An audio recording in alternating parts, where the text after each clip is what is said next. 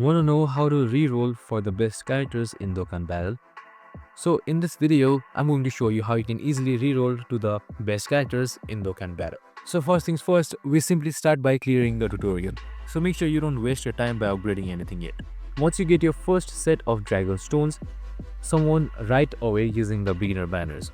If you don't pull an SSR or LR until you really want, head to settings and delete the game data, or simply uninstall and reinstall the game. Then start again with a new guest account.